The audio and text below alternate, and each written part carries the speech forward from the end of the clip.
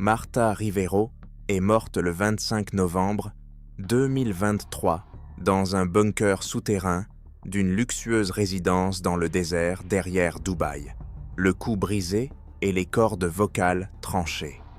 Son meurtrier, le cheikh Rachid Ibn Khaled Al Nahyan, collectionnait les voix humaines et Marta est devenue la 24e pièce de sa galerie privée des horreurs. L'histoire a commencé un mois plus tôt, lorsque la chanteuse de Séville a reçu une lettre qui semblait être un cadeau du destin. Le 23 octobre 2023, Marta a reçu par email une proposition d'un certain Faisal Al Maktoum, qui se présentait comme l'assistant personnel du cheikh Rachid et lui annonçait que son employeur souhaitait inviter la chanteuse espagnole à donner un concert privé dans sa résidence pour un cachet de 200 000 € pour une prestation d'une durée maximale de 2 heures. Marta avait 31 ans. Elle chantait du flamenco depuis l'âge de 16 ans dans les bars de Séville, mais elle n'était devenue célèbre que 2 ans auparavant, après la publication d'un article dans un journal madrilène dans lequel un critique musical avait écrit que sa voix semblait être faite à la fois d'or fondu et de verre brisé. Après cette publication, Marta s'est trouvé un agent, a signé un petit contrat avec un label et a reçu des invitations à des festivals à Barcelone et à Paris. Mais 200 000 € pour une seule soirée, c'était plus que ce qu'elle avait gagné pendant toute l'année précédente. Son agent Carlos vérifia l'authenticité de l'offre et découvrit que le cheikh Rachid existait bel et bien. Il s'agissait d'un représentant d'une branche collatérale de la famille régnante d'Abu Dhabi, propriétaire d'une chaîne d'hôtels, connue pour ses passe-temps excentriques, dont la presse ne parlait presque jamais.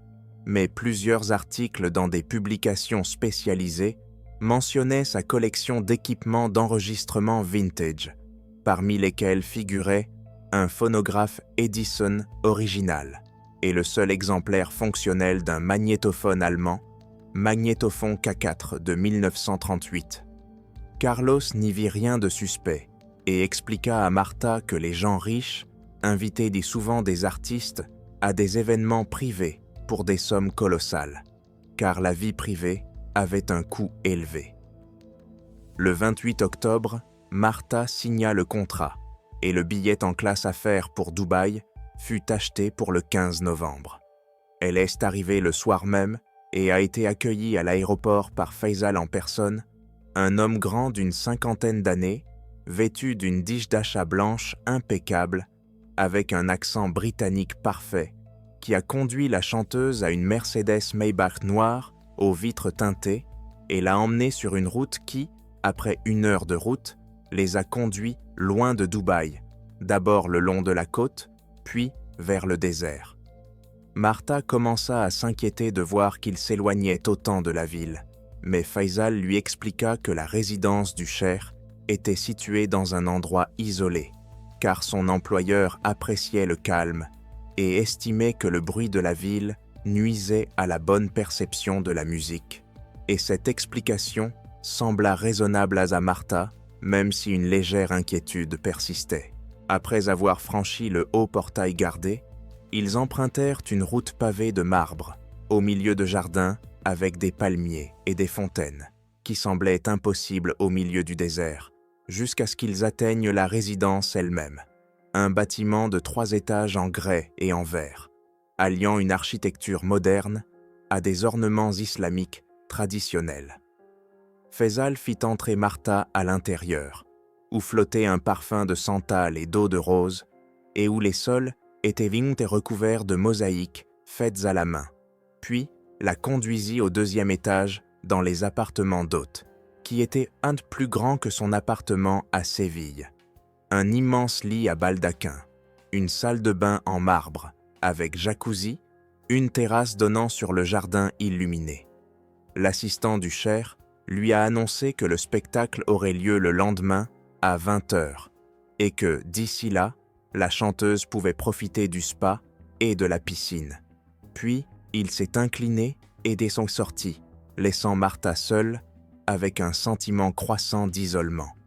Elle défit sa valise, prit une douche et sortit sur la terrasse où une immense lune brillait au-dessus du désert et où régnait un silence si complet que Martha n'entendait que sa propre respiration et rien d'autre. Aucun bruit de la ville, des voitures, des gens, seulement le vent dans les feuilles des palmiers. Et ce silence absolu la mit mal à l'aise, comme si le monde entier avait disparu, la laissant dans une cage magnifique mais isolée. Le 16 novembre, Martha se réveilla à 10 heures du matin et découvrit que le petit déjeuner l'attendait déjà sur la terrasse.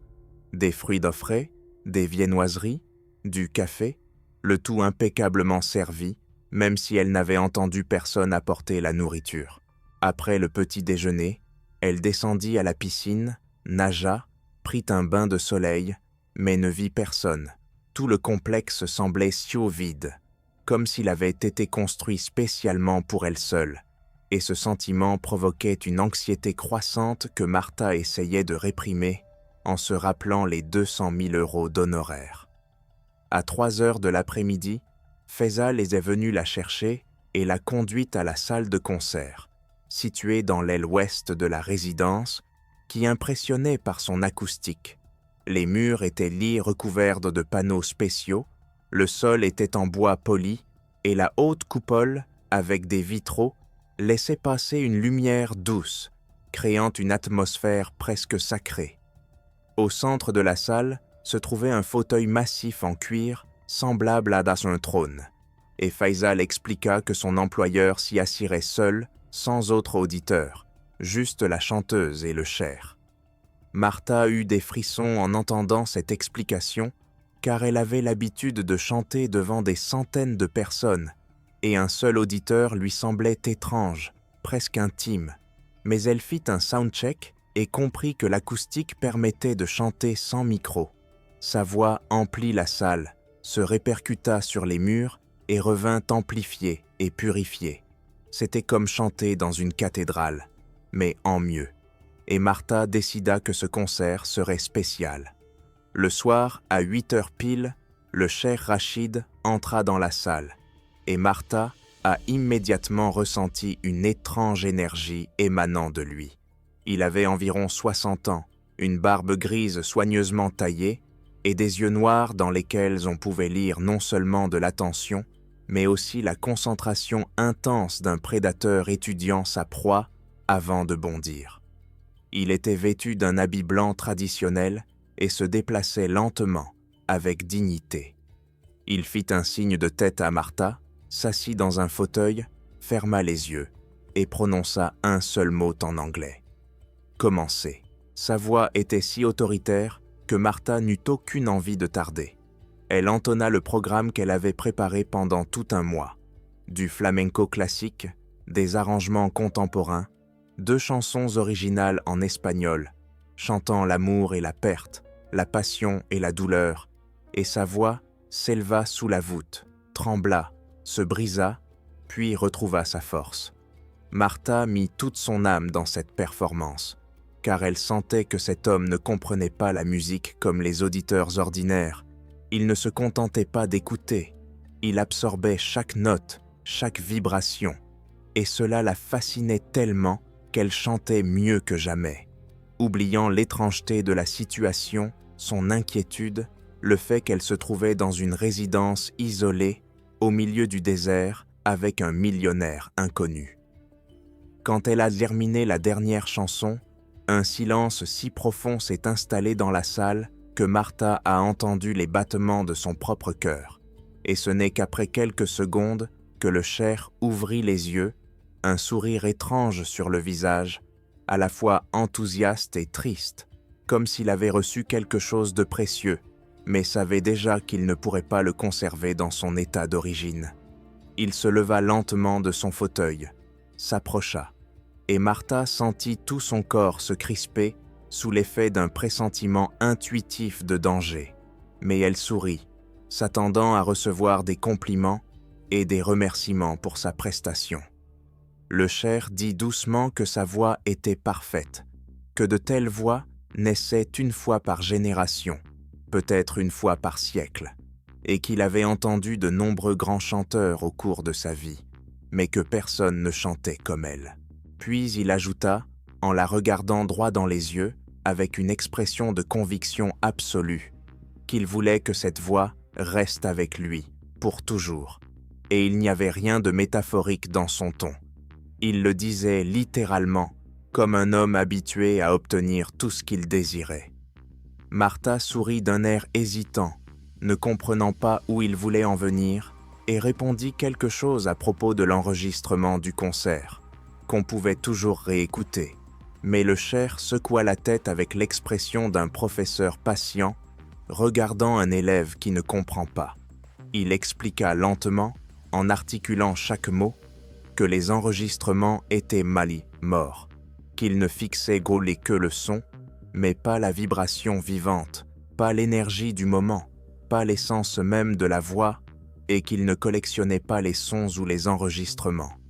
Il collectionnait les voix elles-mêmes, les organes physiques qui créaient de ces sons merveilleux. Martha ne comprit pas tout de suite le sens de ces paroles.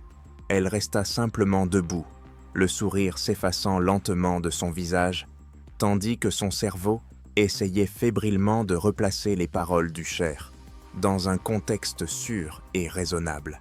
Mais il a alors frappé dans ses mains, et 2 personnes portant des masques médicaux et des gants sont entrées dans la salle, l'une d'elles tenant une seringue. Et la réalité s'est abattue sur Martha avec une telle force qu'elle a été incapable de respirer pendant un instant. Elle recula vers le mur et demanda d'une voix tremblante ce qui se passait. Le cher lui répondit doucement, presque tendrement, qu'elle ne devait pas s'inquiéter, qu'elle ne souffrirait pas, que lorsqu'elle se réveillerait, l'opération serait terminée et que tout serait fini. Martha a crié et s'est précipitée vers la sortie, mais la porte était verrouillée, et alors qu'elle tirait sur la poignée, 2 hommes l'ont déjà attrapée par les bras. Elle se débattait, griffait, criait de toutes ses forces, utilisant sa précieuse voix pour la dernière fois, mais ils étaient beaucoup plus forts, la retenant professionnellement, l'empêchant de s'échapper. L'un d'eux lui enfonça quelque chose dans le cou, et Martha ressentit une vive brûlure, puis un vertige. Ses jambes se dérobèrent sous elle, et la dernière chose qu'elle vit, avant de sombrer dans l'obscurité, fut le visage du cher, qui la regardait avec l'expression profondément satisfaite d'un collectionneur ayant trouvé une pièce rare. Martha se réveilla avec une douleur qui lui transperçait la gorge, comme si on la brûlait de l'intérieur avec un fer rouge. Chaque inspiration était comme des aiguilles acérées, et quand elle essaya instinctivement de crier, seul un son rauque et gargouillant, semblable au râle d'un noyé, sortit de sa gorge. Elle s'assit d'un coup sur le lit métallique étroit, et la première chose qu'elle comprit, c'est qu'elle ne se trouvait pas dans les appartements luxueux du 2e étage, mais dans une petite pièce en béton sans fenêtre, éclairée par une lumière fluorescente froide, avec des murs nus, un lavabo en acier dans un coin et des toilettes. Il n'y avait rien d'autre, pas même une chaise. Martha porta ses 2 mains à sa gorge et sentit sous ses doigts un bandage de gaz imbibé de quelque chose d'humide. Elle arracha le bandage de ses mains tremblantes et sentit sous ses doigts une incision, une suture chirurgicale, soignée, horizontale, sur le devant du cou, tirée par des fils, et au centre de l'incision, dépassait un petit tube en plastique d'environ le diamètre d'un crayon. Elle essaya d'inspirer par le nez et la bouche, mais l'air ne passait pas comme d'habitude. Au lieu de cela, elle sentit qu'il sifflait à travers le tube dans son cou, et la prise de conscience qu'elle ne respirait pas comme elle avait respiré toute sa vie provoqua une crise de panique si forte que Martha cessa complètement de respirer pendant quelques secondes, figée, la bouche ouverte, essayant de comprendre ce qu'on lui avait fait. Elle essaya à nouveau de crier, contracta tous les muscles de sa gorge, tenta de pousser ne serait-ce qu'un son, mais au lieu d'un cri, il n'y eut qu'un léger sifflement d'air sortant par le tube. Aucune voix, aucune corde vocale tremblante et produisant un son, rien. Martha rampait à quatre pattes jusqu'au lavabo, se redressa, regarda dans le petit miroir métallique au-dessus d'elle et vit son visage livide, les yeux écarquillés d'horreur, du sang séché au coin de la bouche et son cou avec ce tube monstrueux qui sortait de l'incision fraîche. Elle passa ses doigts autour du tube, sentit qu'il s'enfonçait profondément à l'intérieur, directement dans la trachée, et comprit qu'il s'agissait d'une trachéotomie, une ouverture permanente pour respirer, pratiquée sur les personnes ayant subi une opération grave de la gorge ou du larynx. Sa voix disparut, et cette prise de conscience frappa Martha avec une telle force qu'elle s'effondra sur le sol en béton froid et se mit à sangloter silencieusement, son corps secoué de spasmes, les larmes coulant sur ses joues, la bouche ouverte dans un cri muet, mais aucun son ne sortait, seulement le sifflement de l'air à travers le tube dans son cou, qui devenait saccadé à cause de ses sanglots. Elle chantait depuis l'âge de 16 ans, sa voix était tout pour elle, son travail, sa passion, le sens de son existence, le moyen d'exprimer des émotions qu'il était impossible de traduire en mots. Et maintenant, tout cela avait disparu. Elle était devenue un cadavre vivant, capable de respirer et de bouger, mais dépourvue de l'essentiel. La porte s'ouvrit dans un grincement métallique et Faisal entra.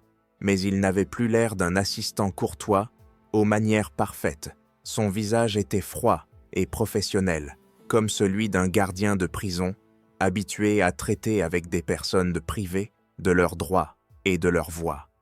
Il regardait Martha, allongée sur le sol dans une mare de larmes, sans aucune compassion, plutôt avec une légère irritation qu'elle se soit réveillée plus tôt que prévu et qu'elle fasse trop de bruit avec ses sanglots silencieux. Il lui tendit un verre d'eau et 2 comprimés blancs, lui dit que le médecin avait prévenu qu'il y aurait peut-être des désagréments après l'opération et que ces comprimés l'aideraient. Martha frappa le verre par en dessous, il échappa des mains de Faisal et se brisa sur le sol. Les éclats et l'eau se répandirent sur le béton, et elle essaya de lui crier dessus, d'exiger des explications, mais seuls des sons gutturaux indistincts, quelque chose entre un râle et un gémissement, sortirent de sa gorge, et Faisal ne bougea même pas, se contentant de la regarder avec l'expression d'une personne observant une crise de larmes prévisible. Il lui expliqua d'un ton calme et professionnel qu'on lui avait retiré les cordes vocales au cours d'une intervention pratiquée par un chirurgien qualifié ayant une grande expérience de ce type d'opération, qu'on lui avait également retiré une partie du larynx et inséré une canule trachéale permanente, lui permettant de respirer sans utiliser les voiles respiratoires habituelles.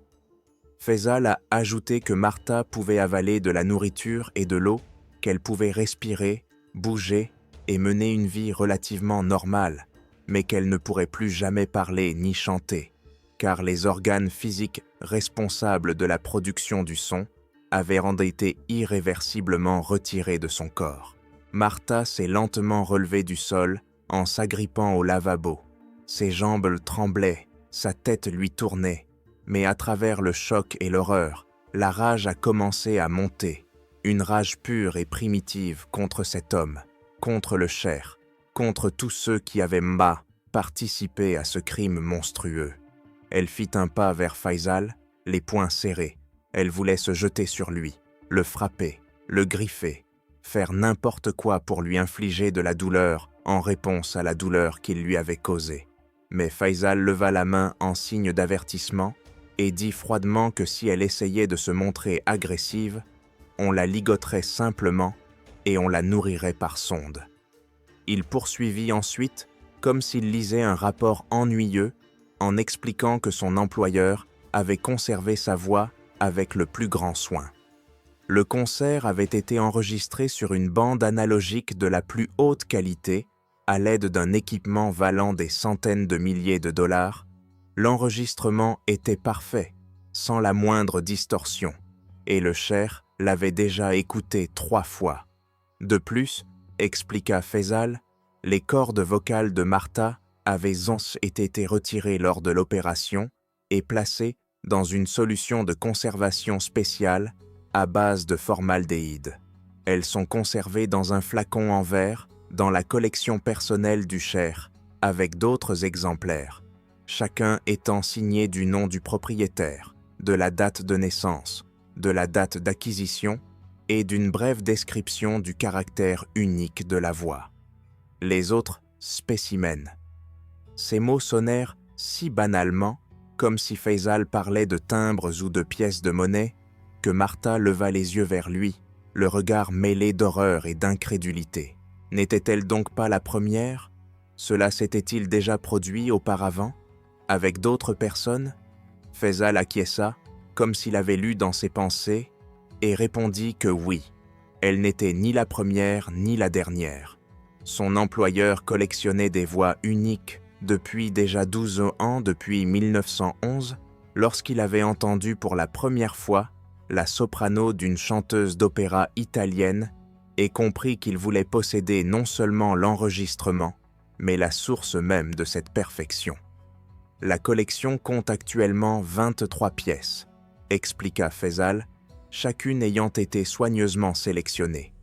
Des chanteurs, des chanteuses, un garçon soprano de la chorale de Vienne, une chanteuse de jazz de la Nouvelle-Orléans, un moine tibétain au chant guttural unique, et Martha devint la 24e.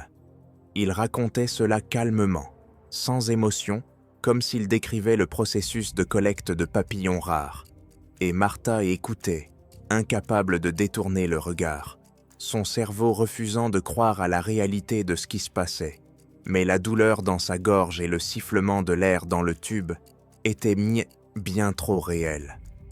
Faisal expliqua que toutes les victimes précédentes étaient au milieu détenues, ici même, dans la partie souterraine de la résidence, chacune dans sa propre chambre, nourries, soignées, surveillées, mais qu'elles seules ne reverraient jamais le monde extérieur, qu'elles ne pourraient jamais raconter ce qui leur était arrivé, car elles n'avaient plus de voix et que les messages écrits étaient faciles à contrôler.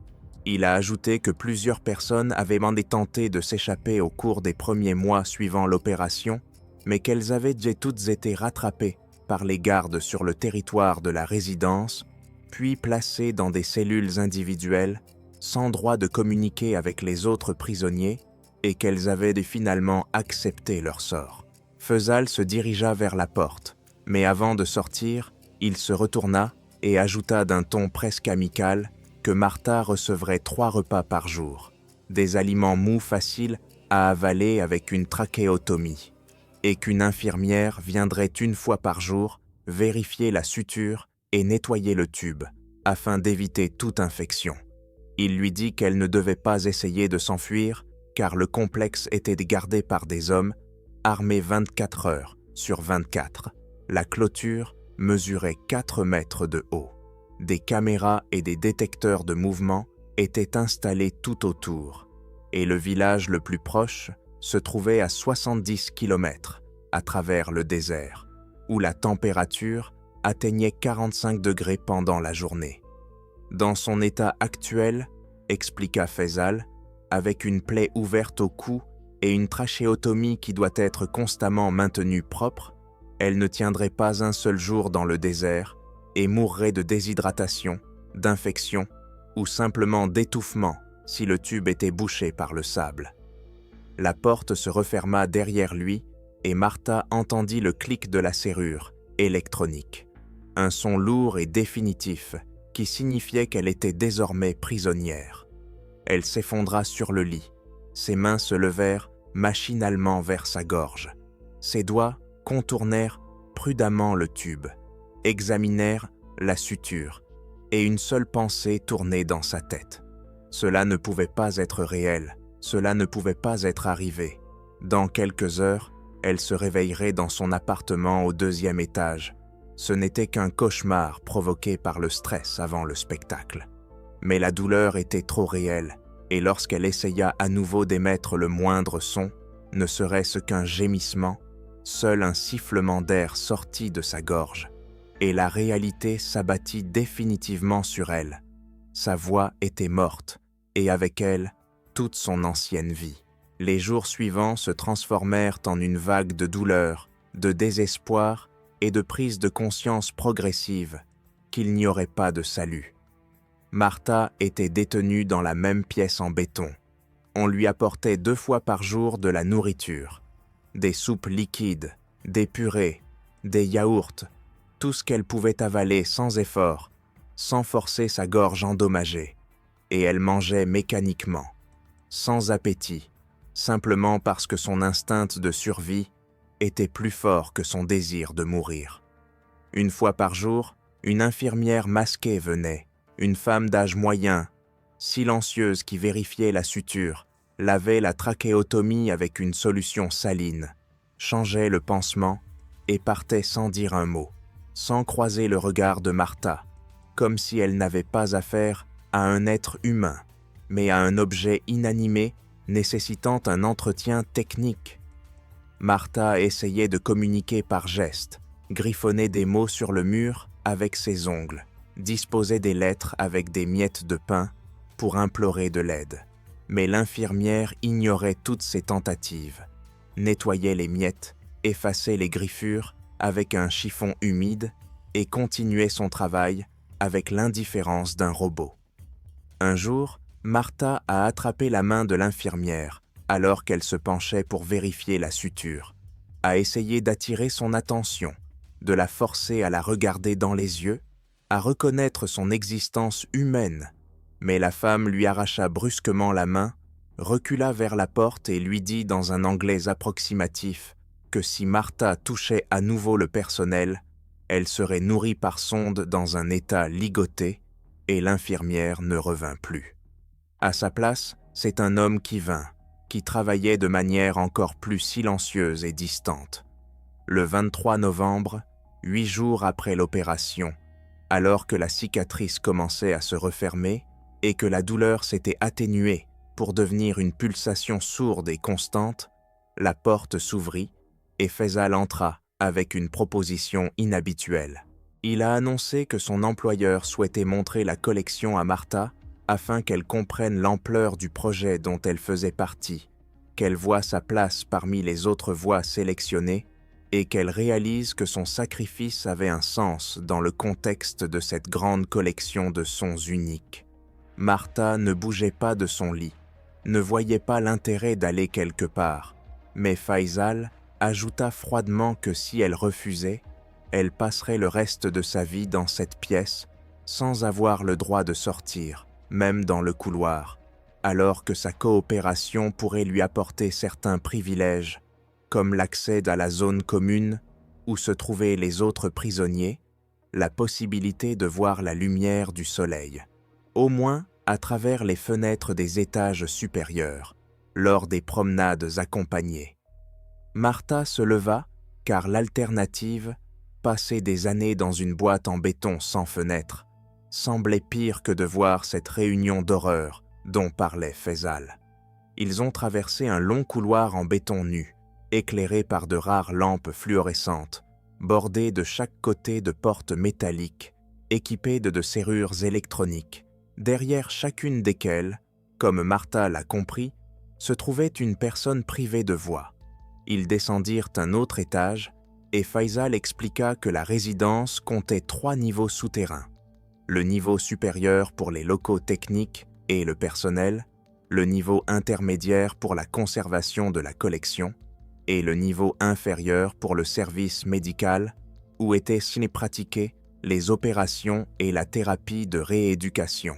Ils s'arrêtèrent devant une porte massive en bois sombre qui ne cadrait absolument pas avec l'esthétique utilitaire en béton du reste du sous-sol, et Faisal posa sa main sur le scanner. La porte s'ouvrit sans bruit, les laissant entrer dans une pièce dont la vue coupa le souffle à Martha. C'était une galerie dont les murs étaient recouverts de panneaux de bois et de matériaux insonorisants, avec un éclairage doux et chaleureux, comme dans un musée haut de gamme. Et le long des murs se trouvaient des vitrines éclairées, chacune contenant un flacon transparent, rempli d'un liquide jaunâtre, dans lequel flottaient 2 petites bandes de tissu rosâtre. les cordes vocales. Martha s'approcha de la vitrine la plus proche et lut l'inscription gravée sur une plaque de cuivre.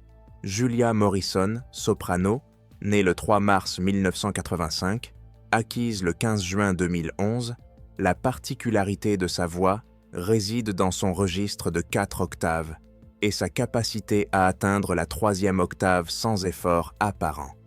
Martha passa à la vitrine suivante.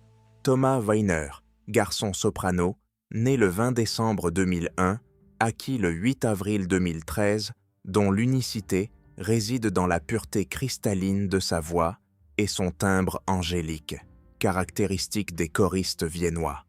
Elle longea tout le mur, lisant les noms, les dates, les descriptions, et à chaque plaque, un sentiment de nausée et d'horreur grandissait en elle. Il y avait là des chanteurs d'Italie, de France, de Russie, du Brésil, du Japon, des personnes d'âge et de nationalité différents, unies de par une seule chose. Elles avaient des voix extraordinaires, et maintenant ces voix flottaient dans le formaldéhyde comme les trophées d'un collectionneur fou. Au bout de la galerie se trouvait une vitrine vide avec une plaque déjà installée.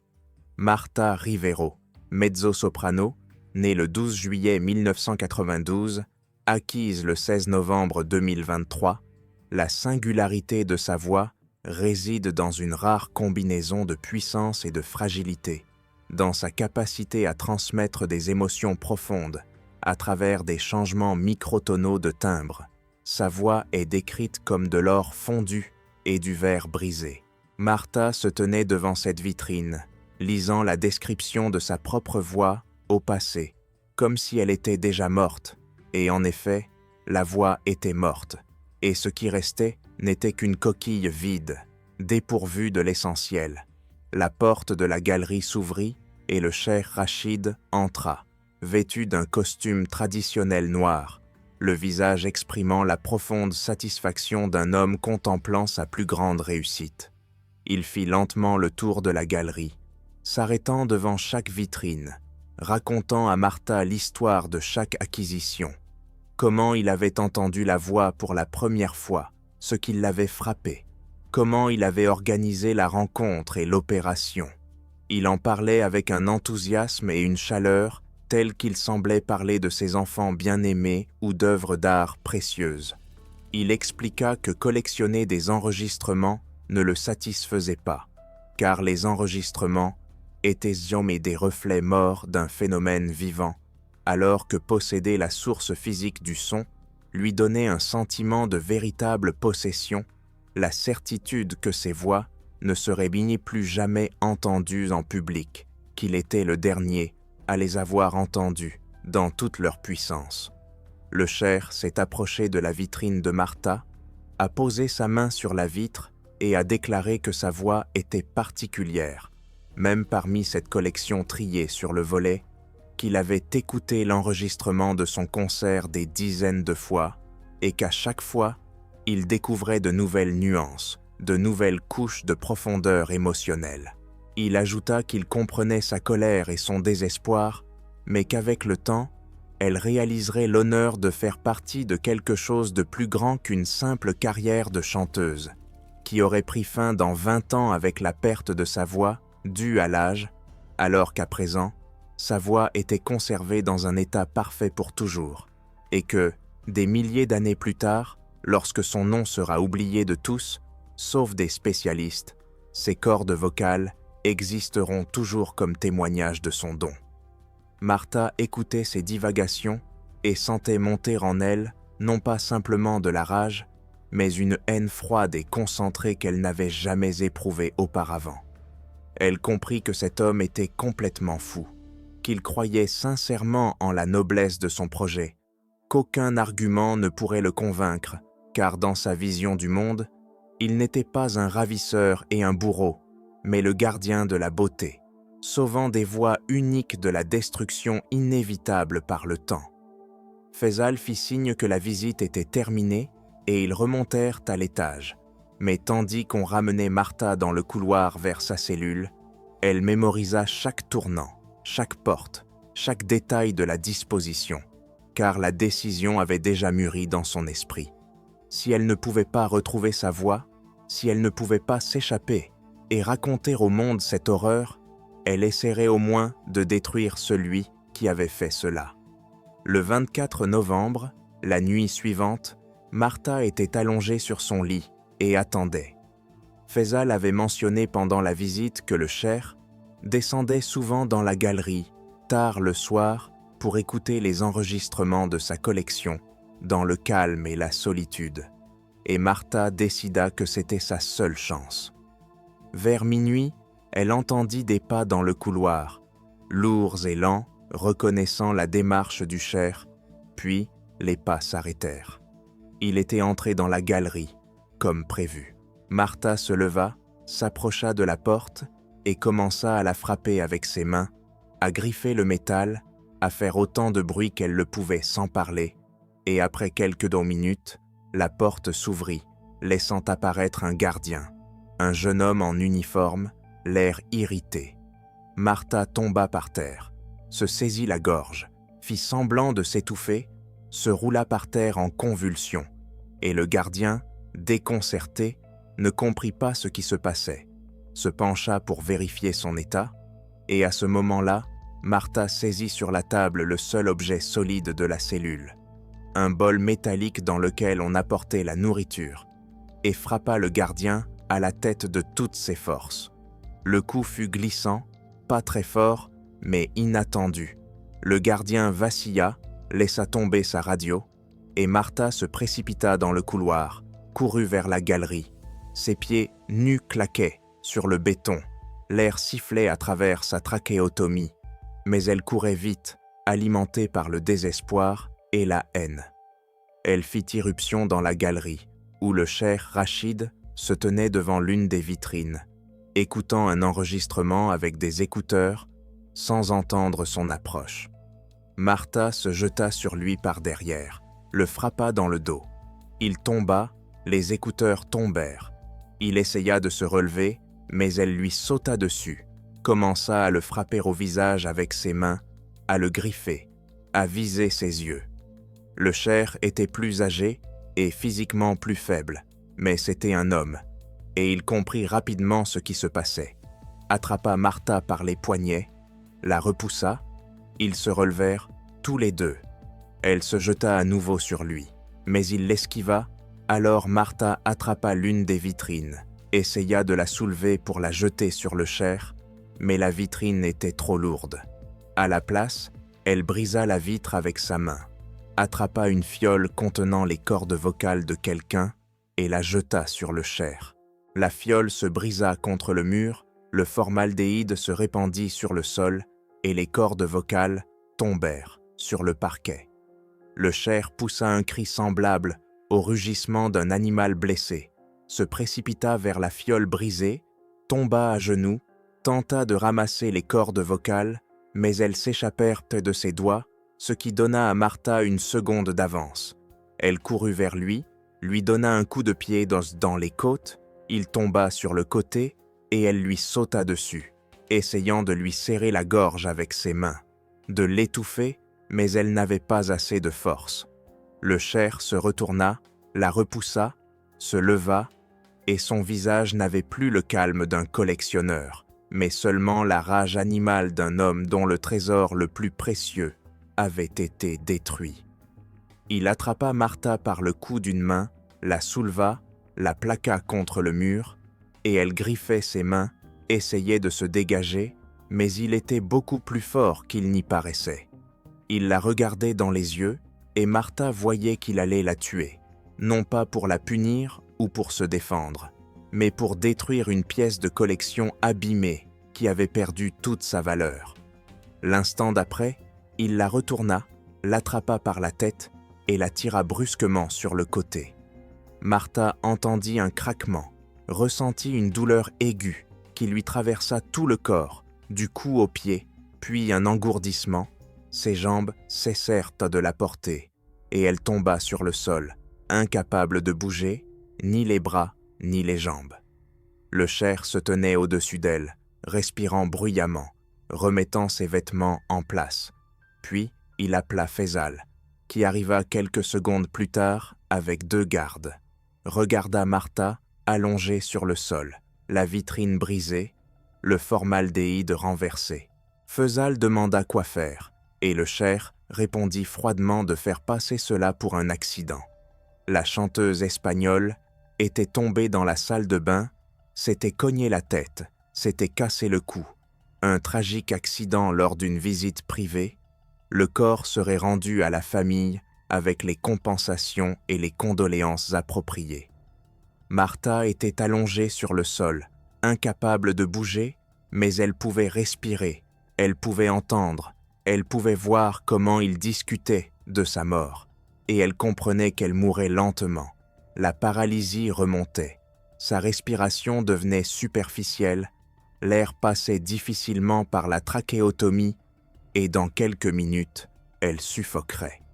Le cheikh ordonna de transporter le corps dans une pièce insonorisée, au niveau inférieur, où l'on pratiquait autrefois des opérations, une pièce récemment transformée en archive de personnel, et de le laisser là pendant 24 heures, le temps qu'il décide comment mettre en scène l'accident, afin qu'il n'y ait pas de question de la part des autorités espagnoles. Les gardes soulevèrent Martha, elle était encore en vie, ses yeux bougeaient, suivaient ce qui se passait, et Faisal le remarqua, dit au cheikh qu'elle respirait encore, mais le cheikh répondit avec indifférence que cela ne durerait pas longtemps. Une fracture des vertèbres cervicales, à ce niveau, entraînait une paralysie progressive des muscles respiratoires. Elle mourra d'elle-même dans 1 heure, peut-être 2. Il n'est pas nécessaire d'accélérer le processus et de laisser des traces supplémentaires de violence sur le corps. Les gardes ont emmené Martha en bas, dans une petite pièce parfaitement insonorisée, l'ont allongée sur une table métallique qui servait auparavant de table d'opération et l'ont laissée seule, en fermant la porte à clé. Une sono était installée dans la pièce et quelqu'un du personnel, apparemment sur ordre du cheikh, a lancé l'enregistrement. Le dernier concert de Martha, sa performance dans la galerie 8 jours auparavant, et sa propre voix a rempli la pièce, claire, forte, vivante, chantant l'amour et la perte en espagnol. Martha était allongée sur la table, paralysée, incapable même de tourner la tête, regardant le plafond blanc, écoutant sa voix qui sortait des haut-parleurs, et c'était la torture la plus cruelle qu'on puisse imaginer. Mourir au son de ce qu'on lui avait enlevé, entendre son chant, sachant qu'elle ne chanterait plus jamais une seule note. Sa respiration devenait de plus en plus difficile, l'air passait par la trachéotomie par à-coups. Ses poumons recevaient de moins en moins d'oxygène. L'obscurité envahissait le bord de son champ de vision, mais elle restait consciente, et Martha entendait sa voix monter dans les aigus, la retenir, la lâcher, passer à la phrase suivante. L'enregistrement a duré 2 heures. Il a été mis en boucle, et lorsque Martha était morte environ 1 heure après avoir été allongée sur la table, étouffée par la paralysie des muscles respiratoires, sa voix résonnait encore dans la pièce, chantant et chantant dans l'obscurité totale, dans un sous-sol insonorisé où personne ne pouvait l'entendre, sauf la chanteuse morte sur la table d'opération. Le 27 novembre, le corps de Martha Rivero a été remis aux autorités espagnoles avec des excuses officielles de la part des représentants de la famille Al Nahyan, une explication sur le tragique accident dans la salle de bain et une compensation de 500 000 € à la famille. L'autopsie pratiquée à Séville a confirmé la mort par fracture des vertèbres cervicales, mais a également révélé des traces d'une opération chirurgicale récente du larynx, l'ablation des cordes vocales et une trachéotomie, ce qui a suscité des questions chez le médecin légiste. La famille de Martha a exigé une enquête, affirmant que leur fille était en bonne santé lorsqu'elle s'est envolée pour Dubaï et qu'elle n'aurait pas dû subir d'opération au cou. Mais les autorités des Émirats arabes unis ont refusé de coopérer avec l'enquête, invoquant l'immunité diplomatique des membres des familles régnantes et l'absence de preuves d'un crime. L'affaire a été classée 3 mois plus tard comme accidentelle. Les médias espagnols ont publié plusieurs articles sur la mort mystérieuse de la talentueuse chanteuse à Dubaï, mais l'histoire a rapidement disparu de l'actualité, remplacée par des scandales plus récents. L'agent de Marta, Carlos, a tenté d'attirer l'attention des organisations internationales de défense des droits de l'homme, mais sans preuve concrète et sans accès à la résidence du cheikh, il n'y avait rien à faire et il a fini par abandonner, laissant seulement un bref message sur les réseaux sociaux pour dire que les artistes talentueux devaient être prudents lorsqu'ils acceptaient des invitations de riches inconnus dans des pays où les lois ne fonctionnent pas comme en Europe. Le cheikh Rachid a continué à enrichir sa collection, dont la 25e pièce était un ténor sud-africain acquis en mai 2024, et la 26e, une contralto allemande, en août de la même année. Aucun d'entre eux n'a jamais été retrouvé, vivant ou mort. Ils ont simplement disparu après des représentations privées dans les résidences de riches collectionneurs. Leurs affaires sont restées non résolues. Leurs voix se sont tues à jamais. La vitrine contenant les cordes vocales de Marta Rivero se trouve toujours dans la galerie du cheikh Rachid. La fiole en verre est remplie de formaldéhyde frais. 2 petites bandes de tissu rosâtre flottent dans le liquide jaunâtre. Et une plaque en cuivre indique que cette voix était l'une des plus belles de la collection. Une voix qui sonnait comme de l'or fondu et du verre brisé, et qui n'appartient désormais plus qu'à une seule personne pour toujours.